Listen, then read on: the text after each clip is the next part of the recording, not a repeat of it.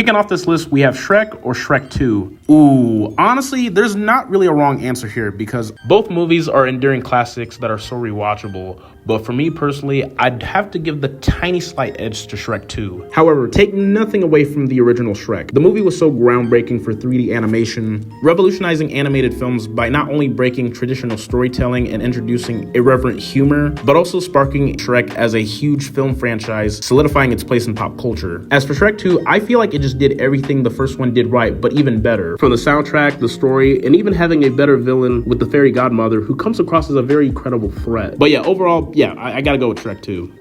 For the next entry, Superman or Superman 2. The original Superman movie is undeniably incredible, a film that was so groundbreaking when it came out back in 1978, as it's unquestionably the granddaddy of all comic book movies that you see today. A movie that was such a perfect introduction to Christopher Reeve's incredible performance as the Man of Steel himself. But for my preference, I gotta go with Superman 2 because to me, it's the definitive Superman movie. The film provided Superman with enemies that can match him in both strength and numbers as he faces off fellow Kryptonian General Zod and his disciples, but more importantly, it has such a beautiful story of Superman and his desire of wanting to be human to be with Lois. And it's such a compelling narrative because the way he would go so far to give up his powers to be with her, and that was just so heartwarming. So yeah, I gotta go with Superman 2. For the next entry, I have Blade Runner or Blade Runner 2049. Damn.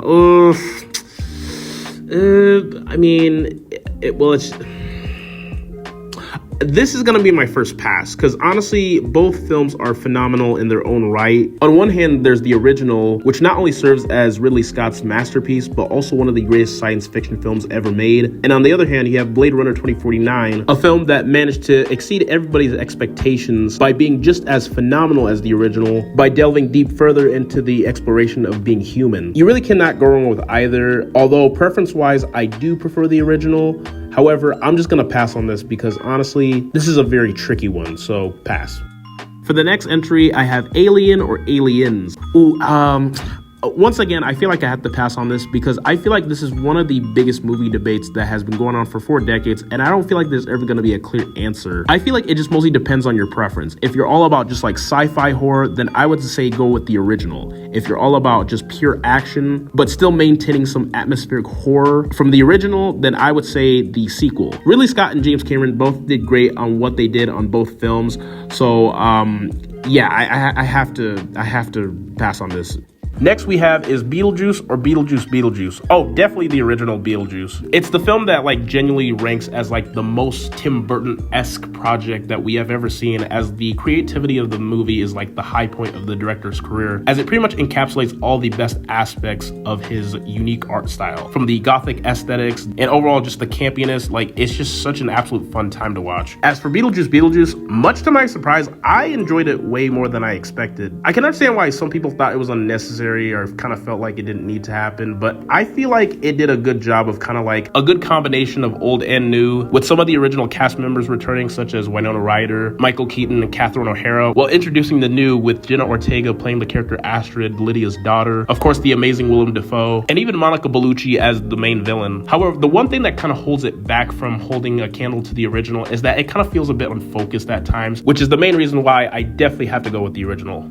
For the next entry, Toy Story or Toy Story 2. For me personally, I gotta go with Toy Story 2. Even though I always will have a lot of love for the original, as it's a film that will forever be gold. But with Toy Story 2, not only is it my favorite movie of the Toy Story franchise, it's my favorite Pixar movie of all time. For the next entry, The Hunger Games or Hunger Games Catching Fire. Gotta go with Catching Fire. It's one of my favorite sci-fi movies of all time. It had much better pacing, the stakes feel higher, and on top of that, so many memorable supporting characters, such as fan favorites like Finnick Odair or Joanna Mason, and even having A-list actors such as Jeffrey Wright and the late great Philip Seymour Hoffman. Although I do like the original for what it did for the franchise, but upon rewatch, some of the editing has not really held up that well, most specifically how it relies too much on the shaky cam effects.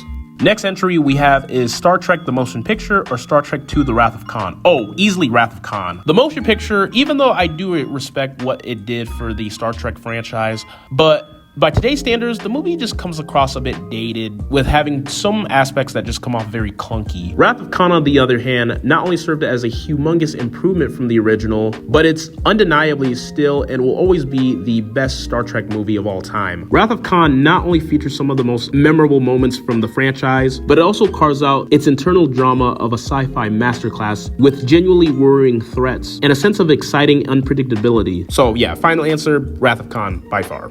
Next we have is Top Gun or Top Gun Maverick. Oh, Top Gun Maverick by a landslide for me, honestly. The first Top Gun, you know, it's fine. It definitely has some things going for it. And I do have to give this film credit for being the stepping stone of catapulting the career of Tom Cruise to A-list superstardom. But when it came to the sequel, man, I was so blown away for how surprisingly great it was. It might as well be the single most improved sequel of all time, as Top Gun Maverick smokes the original with a well-written crowd pleaser packed with thrilling and mostly practical action sequences, and one hell of a charming ensemble cast with Jennifer Connelly and even Miles Teller. So for all of that, yeah, definitely gotta go Top Gun Maverick 100%.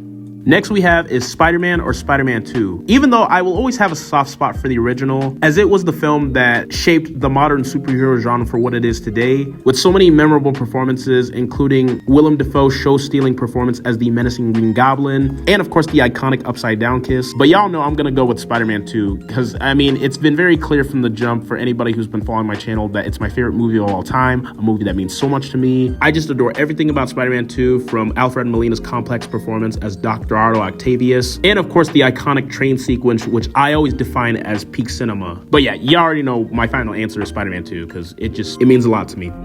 For the next entry on the list, The Terminator or Terminator 2 Judgment Day. When it comes to the original, there is a lot to love about it, as it injects a credible dose of horror, post-apocalyptic sci-fi, and action all into one that serves as like a nail-biting chase movie that will keep you on the edge of your seat. And it definitely deserves all the praise it gets, but unfortunately, I definitely have to go with Judgment Day on this one. Everything in Judgment Day just cranked up to 11, from so many iconic action sequences, the stakes feel higher, a much more engaging story, and on top of that, one of the most intimidating and terrifying villains in T-1000, as Robert Patrick's performance was so disturbing yet so incredible as the indestructible robot.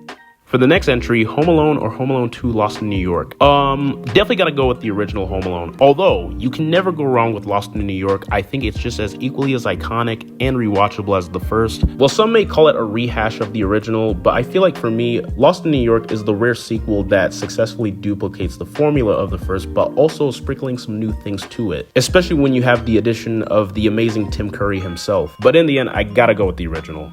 For the next entry, Star Wars A New Hope or The Empire Strikes Back. Both films are undeniably amazing and represent the apex of the Star Wars franchise, but objectively, I'm gonna give the slight edge to The Empire Strikes Back. Although if you were to ask me which one I prefer more, I do like A New Hope just a tad bit more and find it more rewatchable. But when it came to The Empire Strikes Back, it just cranked things up all the way to 11, as it contains one of the most memorable plot twists in cinema history, as well as the iconic "I am your father" line, which was a complete mindfuck.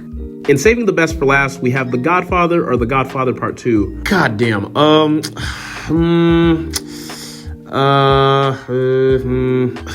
I have to pass on this one. This is really hard because honestly, you can't go wrong with either films. The Godfather and The Godfather Part 2 are films that not only have aged gracefully like a fine glasses of red wine, but both films are considered to be some of the greatest pieces in cinema history. To make what many people consider to be the greatest film of all time and then follow that up with the greatest sequel of all time is just, like, it's just beyond extraordinary.